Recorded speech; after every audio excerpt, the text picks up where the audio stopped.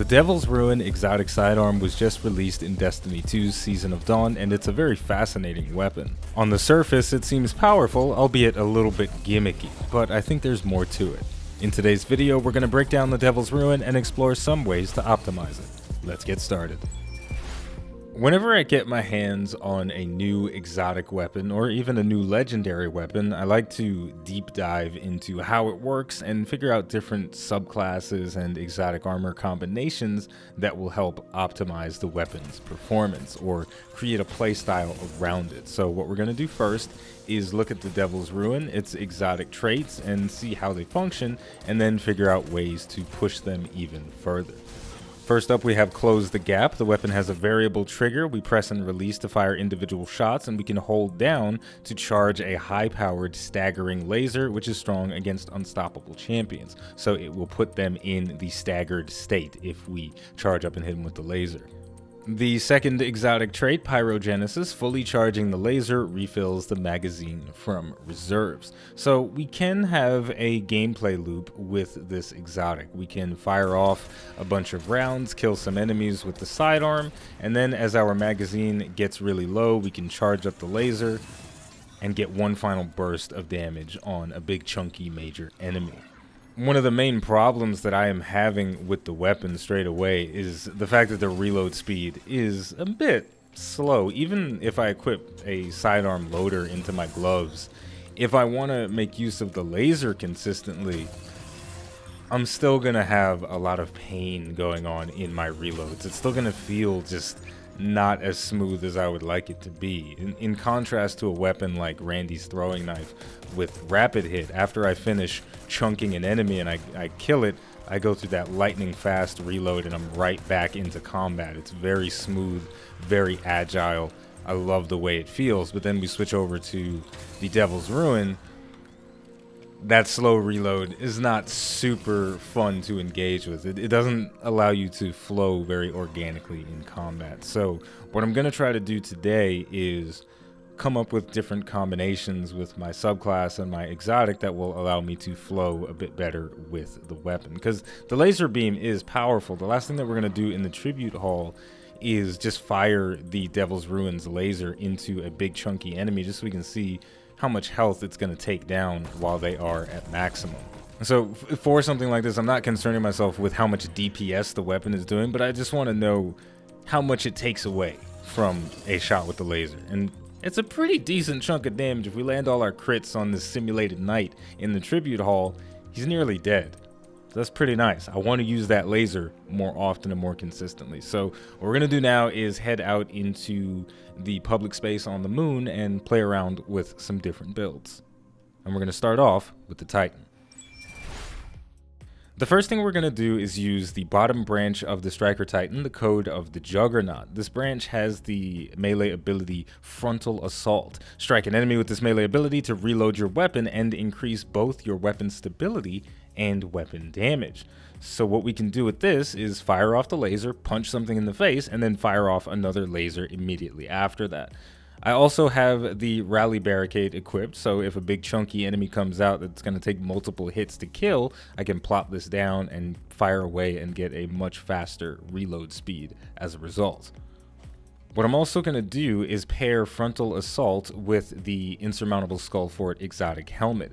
Kills with arc melee abilities trigger health regeneration and restore melee energy. And this has a double effect on the Code of the Juggernaut.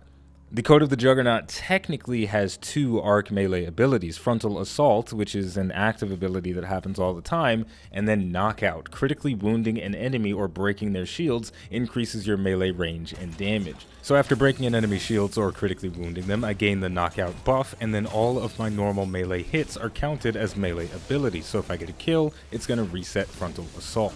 That is a very fun interaction that's been around since Destiny 2 launched, and we're going to take advantage of it here. So we're going to head to probably a public event on the moon and see if we can have some fun with Frontal Assault and our Devil's Ruin. Okay, I know I said we were going to go into a public event, but instead we're going to go inside the K1 Revelation Lost Sector because it's significantly easier for me to showcase mechanics in a much more controlled environment like this, where I don't have other guardians interacting with me while I'm trying to explain some stuff. So as soon as we get in there, what we're going to do is fire off our laser and hopefully kill a couple of enemies with it. Then we're going to find a target to punch in the face with frontal assault, and then we're going to do it all again. So we got a nice couple of kills. We go in for the punch, then we charge up our laser and do the same thing again. And we have a bit of an infinite loop. As long as we're running in, punching an enemy, then we charge up that laser and do it all again.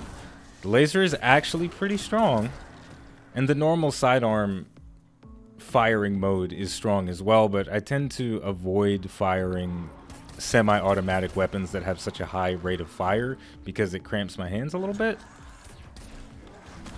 But it is what it is. But so far, the gameplay loop that we have with the laser and our frontal assault ability feels pretty nice. We can realistically go in and never have to reload our weapon. And in the instances where it is a bit impractical or illogical for us to charge up our laser, we can use the normal sidearm fire mode, or we can switch to our primary weapon, which I currently have on a scout rifle, and deal with enemies that way. So we got a nice grouping of enemies that we can pan over with our laser, and these guys are running away from me because they know I'm going in for that punch. But this feels nice, and it's eliminating the main frustration with the weapon, and that is its very lengthy reload. Even if I am using the sidearm as just a sidearm, not having to reload constantly is a nice quality of life. And apparently the laser is strong enough to completely destroy the wizards that are in the K1 Revelation Lost Sector. But with this setup, we've completely eliminated the main frustration of the weapon, and even when we don't have anything to punch, we can establish ourselves in a rally barricade to have a faster reload that way. We've got a lot of good things going for us here. So what I'm noticing, though, is that the best time for me to use the laser if I'm dealing with trash enemies is if there's a nice grouping of maybe 3 or 4 enemies pretty close together. I can charge up and blast them that way. And then, of course, when a boss-type enemy shows up, or a mini-boss or a major, they get absolutely decimated, and that feels fantastic.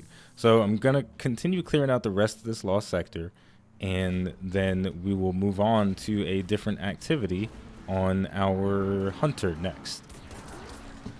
The rally barricade is a nice way to increase my reload speed so that I can spam the laser consistently without having to punch things, but overall I don't think using the Devil's Ruin as a boss DPSing implement is going to be something that I look to do very often. As strong as it can be, there's more efficient ways to deal with a boss. If I've got up a rally barricade and I want to improve the reload speed of something, I'll put on a grenade launcher and just chunk some of these bad boys into a boss instead of trying to worry about this little laser.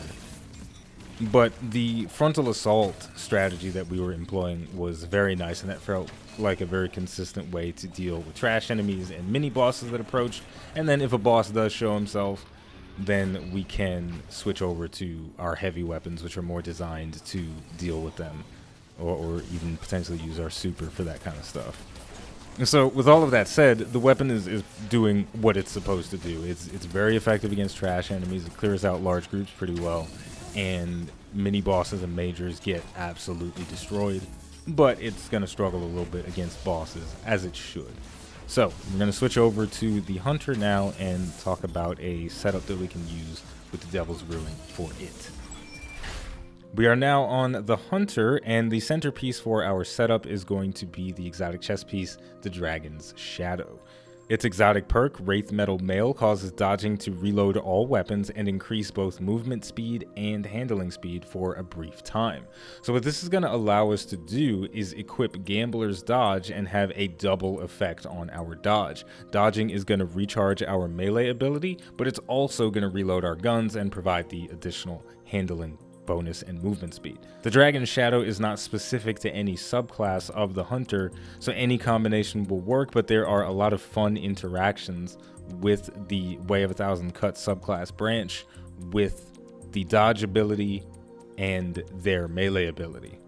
The playing with fire passive, destroying burning enemies, recharges knife trick more quickly, and this can stack 3 times.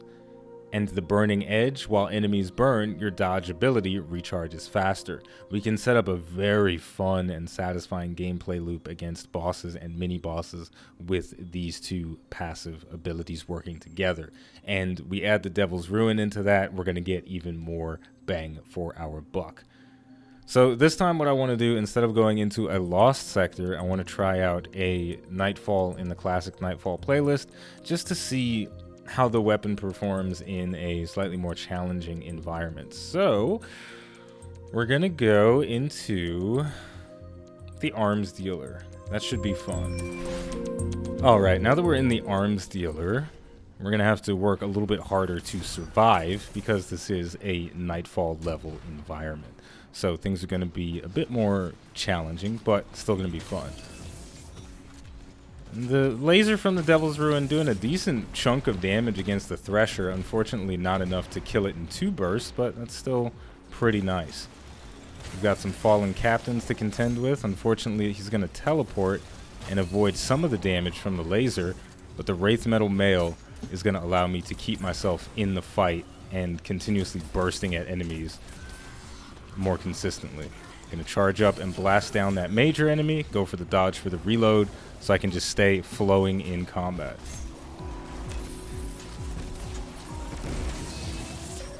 There we go. A full burst from the laser is enough to take down a major enemy, so it's almost like I have a primary and a special weapon all in one, and I'm actually using so much ammunition with the sidearm and charging the laser that I am almost out. So I've got to switch to my other primary for a little bit until I can get a brick to refill.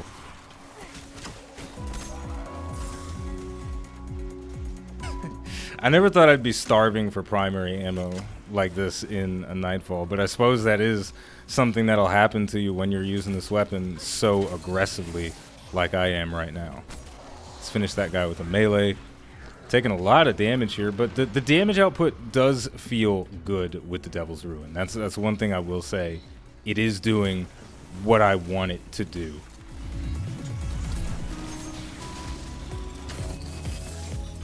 I want it to chunk down major enemies. I want it to really burst down targets, and it is doing exactly that. Its ammo efficiency is extremely low, though, which is a bit of a disappointment. I don't know if it feels worthwhile to put sidearm scavengers and sidearm loaders into your armor, but I am struggling a little bit to keep this thing topped off. That's definitely something to keep in mind.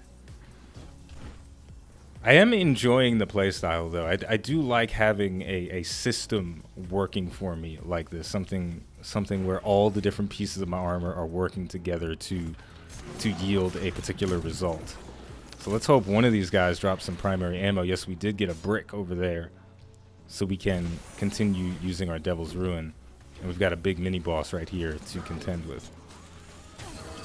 So we hit him once. Let's throw our knives, dodge to recharge the knife, hit him again, bada bing, bada boom. That's the true power of the gameplay loop that we've established. We have our very powerful knife trick melee ability. No, no, no, not like this! Not like this! The Thresher. I forgot about the Thresher. Oh, now I'm gonna have to do this whole part again. Fool me once, shame on me. Fool me twice, not gonna happen. So when we get a big chunky enemy that doesn't get killed by a single burst from the Devil's Ruin laser, then that's when we get to see the real power of the gameplay loop that we are establishing. We can fire the Devil's Ruin, throw out our knives, and then we can immediately dodge to reset them both. And that feels really nice. So let's get a nice charge. Unfortunately, the fallen captain managed to escape. He's a very slippery target, but we still managed to hit the cabal that was behind him.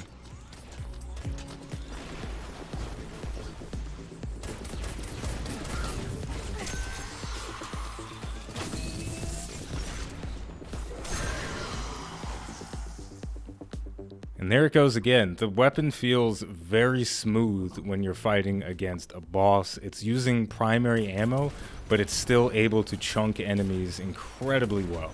And that's really nice. And that's what I was really hoping to get out of this gun is something that's using primary ammo that is relatively easy to find. So it's going to be versatile for killing red bar enemies, but also when the occasional mini boss or major shows himself, then we can take care of them lickety split. Unfortunately, though, again, I am finding it a little bit difficult to keep this weapon topped off, so maybe, just maybe, I would consider using a sidearm scavenger on my boots just to ensure that every time I do pick up a brick of primary ammo, it's going to be a little bit more meaningful to filling out the rest of my reserves. Because if you're going to take the time to go in and build a loadout specifically for the Devil's Ruin, then you're definitely going to want to have something to make sure that you can use those strategies and tactics as much as possible. So having a little bit of extra ammo whenever you pick up a brick would definitely be nice.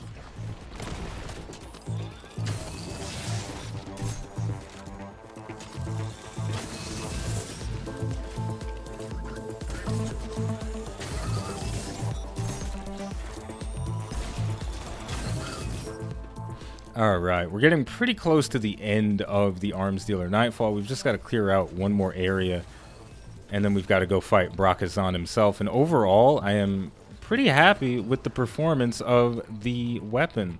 It's been a smooth ride, but I have uncovered some struggles with it, besides the ones that are pretty much in your face. The reload speed at its base is horrible. It just feels pretty bad, if I'm honest. But if you build around it with something like the Dragon Shadow or the Titan's Frontal Assault, then you can get around that frustration. But another frustration that will show itself is the really limited ammunition capacity. So bringing a sidearm scavenger in your loadout is definitely something that would feel pretty nice to have with you, because it'll make sure that you always have bullets to use for your laser. Because picking up a little bit more than 47 per primary brick is going to feel pretty nice if you're trying to make use of the laser consistently like I am with this setup. It's possible that even a snap load finisher will find some kind of functionality in this weapon, because that gives you primary ammo and reloads your weapon whenever you use a finisher. So that's something that you can also potentially consider. But overall, I think this is going to be a mainstay in at least one of my loadouts across my 3 characters, because it is so versatile and it is really fun to go in and build around it and try to create a real playstyle centered around the weapon. So to close things out, I suppose I will go through the final encounter of the arms dealer and try not to die, as I die on this Nightfall quite often. It's going to be a little bit difficult to get up close and personal with Brakazan, because he has one of the strongest boss stomping mechanics in the game, because he summons a fire pool underneath his feet where he stomps. So it's almost impossible to get up close to Brakazan. And then he also has these turrets that we have to deal with. But we'll see what we can do. Let's see if Braka lets us get close. Alright, so far so good. Okay, his sniper is very powerful, but that stagger is nice. And that's what the gameplay loop for it is going to look like when you've got an enemy that's strong enough to survive more than a couple of volleys. It's very satisfying. So now we've got a lot of red bar enemies pushing forward on us. Some of them have shields, some of them don't. I'm going to use the Wraith Metal there to reload my weapon. Set that guy on fire. I want to finish him off. Going to go for another dodge. The animation didn't play, but the dodge did go off.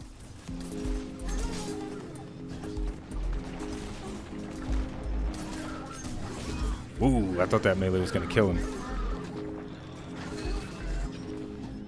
So the main thing that building around the Devil's Ruin is going to allow you to do is flow with the weapon. Having a really slow reload speed is something that breaks your flow in combat significantly, and having ways to just mitigate that problem, so satisfying. Just being able to just go boom, boom, boom, bang, bang, bang, dodge, reload, get your shots off. It feels so much better than having to fight. And it's like, oh no, I'm out of bullets, I gotta reload. Oh boy. It's night and day, the level of performance that you get when you have a way to snappily, quickly reload your weapons versus having to sit around and wait for a pretty lengthy reload animation and then follow that up with a lengthy charge time.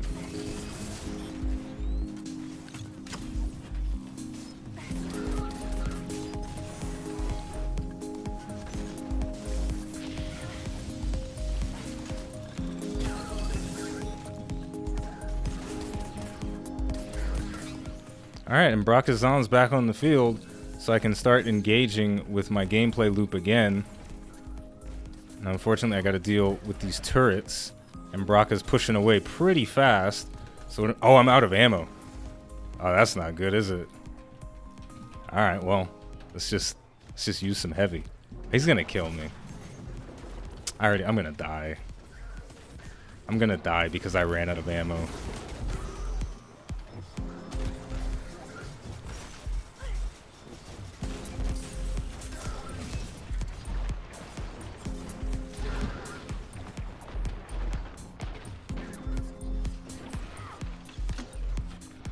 Still empty.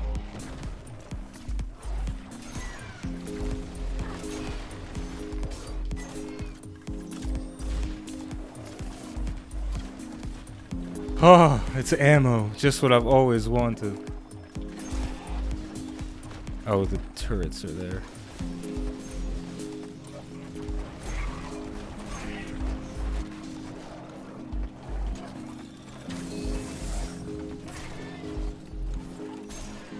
Well, wouldn't you know it, I ended up surviving what seemed like a pretty hopeless situation, but in the end I messed up my rotation against Brakazan, but that's what the learning process is all about. This was my first time really diving into the Devil's Ruin and trying to figure out how to build my character and play my character around it, and it was a lot of fun, and I definitely learned a lot about how to use the gun, but it also gave me some insight on how to better make use of the Way of a Thousand Cuts. So next time we do one of these, we are going to talk a little bit more about mastering the Devil's Ruin and potentially mastering one of the playstyles that I showed off today, because it was a bit more satisfying than I thought it was going to be, in all honesty. But with all of that said, we're going to wrap things up here, but don't worry, there is plenty more coming in the future. So as always, the name of the game is Destiny 2, the name of the channel is iBluairJgR. Thank you for watching, and I'll see you next time.